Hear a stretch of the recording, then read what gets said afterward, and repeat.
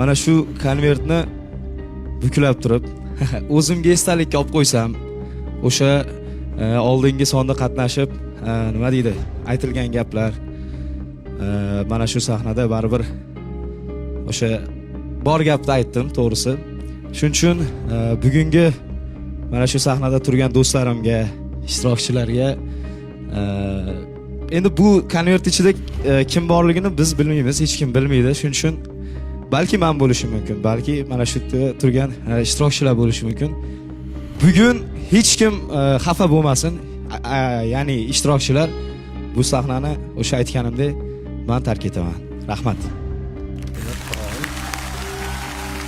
Faqat muxlislarimizdan bir iltimos, biz ijodimizni kuzatib turgan, bizni qo'shiqlarimizni eshitib yurgan muxlislarimizdan iltimos, xafa bo'lmaysizlar degan umiddaman, chunki aynan mana shu loyihada birinchi qadam qo'yganimizda, kelganimizda eshigini bizga katta qilib ochib kutib olgan.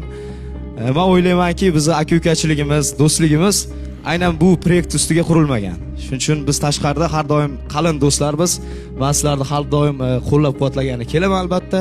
Sizlarga omad tilab qolaman. Rahmat. Siz loyihadan rozimisiz? Elyor. Loyiha ham sizdan rozi. Demak, olqishlab qo'yamiz. Elyor Meliboyev.